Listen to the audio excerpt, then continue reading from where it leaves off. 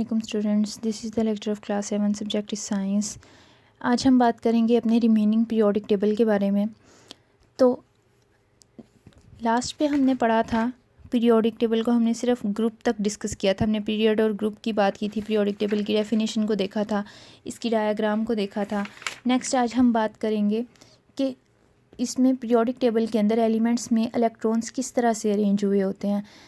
जो वो एलिमेंट्स जिनके अंदर लास्ट जो शेल है उसके अंदर 8 इलेक्ट्रॉन्स मौजूद होंगे, वो अनरिएक्टिव होते हैं, वो किसी के साथ रिएक्ट नहीं करते हैं और इसलिए उनका लास्ट शेल जो है वो फुल होता है, वो किसी और से इलेक्ट्रॉन मज़ीद गेन नहीं कर सकते। जो if another electron has to be added it will have to go into the next shell. अगर हमारे पास 8 इलेक्ट्रॉन्स नहीं मौजूद और कम इलेक्ट्रॉन मौजूद हैं, हमारे पास 7 इलेक्ट्रॉन्स हैं या 6 इलेक्ट्रॉन्स हैं या 5 हैं, 4 हैं, देन हम नेक्स्ट इलेक्ट्रॉन को एडिशन करवा सकते हैं। अब वो कह रहा है this mean that every element in group 8 has 8 electron in its outer shell. Every element in group 1 has 1 electron in the outer shell and so on.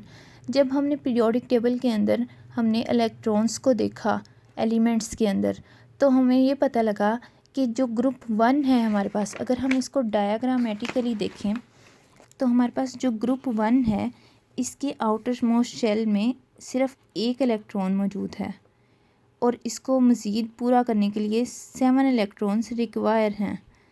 इसी तरह सेकंड के अंदर 2 इलेक्ट्रॉन्स मौजूद हैं, थर्ड के अंदर 3, फोर्थ के अंदर 4, 5 के अंदर 5, 6 के अंदर 6, 7 के अंदर 7 और 8 के अंदर 8 इलेक्ट्रॉन्स मौजूद हैं। अब इसी तरह सोन नेक्स्ट भी ऐसे ही चलता रहता है कि 9th ग्रुप में भी 1 इलेक्ट्रॉन मौजूद है आउटर मोस्ट शेल में, 10th ग्रुप में 2, 11th ग्रुप में 3, 12th ग्रुप में 4 एंड सो ऑन। इसी तरह हमारे पास चलता रहता है ये प्रोसेस। अब नेक्स्ट हम बात करते हैं the number of electrons in the outer shell of its atom has a big effect on the way of element react. जितने उसके आउटर मोस्ट शेल में इलेक्ट्रॉन होंगे वो इस बात पर मुनहसर करता है कि एलिमेंट रिएक्ट करेगा या नहीं, क्योंकि अगर उसके आउटर मोस्ट शेल में इलेक्ट्रॉन्स पूरे हैं तो वो किसी और शेल के साथ बॉन्ड नहीं बनाएगा, किसी और एटम के शेल के साथ बॉन्ड नहीं बनाएगा। That is why elements in the same group of periodic table tend to react in the same way as each other. A full outer shell of 8 electrons is a very stable arrangement. Elements with full outer shell are very unreactive because the electrons tend to stay where they are. अब यहाँ पे वो यही बात कर रहा है कि अगर आउटर मोस्ट शेल में 8 इलेक्ट्रॉन्स पूरे मौजूद हैं, इसका मतलब यह है कि वो अनरिएक्टिव है, वो किसी के साथ रिएक्ट नहीं करेगा और वो स्टेबल रहेगा। However, elements with 1 electron or with 1 space in the outer shell are very reactive. वहीं दूसरी तरफ अगर किसी भी एटम के अंदर आउटर मोस्ट शेल जो है उसके अंदर सिर्फ अगर 1 इलेक्ट्रॉन मौजूद हो, इसका मतलब है ये है कि वो बहुत ज़्यादा रिएक्टिव है, वो दूसरे एलिमेंट्स के साथ बॉन्ड बना सकता है। अब यहाँ हम बात करेंगे अल्कली मेटल्स की। जो हमारे पास ग्रुप 1 है वो सारा है अल्कली मेटल, उनके आउटर मोस्ट शेल में सिर्फ 1 इलेक्ट्रॉन मौजूद होता है। जैसे अगर हम एग्जांपल ले लें सोडियम जो है उसके आउटर मोस्ट शेल में 1 इलेक्ट्रॉन मौजूद होता है और वो बहुत रिएक्टिव होता है। Alkali metals such as sodium are soft and can be cut with a knife. ये वो एलिमेंट्स हैं जिनको हम नाइफ के साथ कट डाउन कर सकते हैं। They react violently with water. Sodium react with water to make sodium hydroxide and alkali.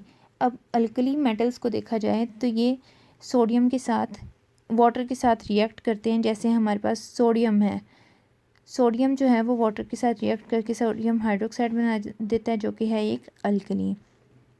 Next हम बात करते हैं अपने ग्रुप 7 की। ग्रुप 7 में हमारे पास आते हैं हेलोजेंस। हेलोजेंस जो हैं वो रिएक्टिव एलिमेंट्स होते हैं because their atoms have 1 empty space in their outer shell.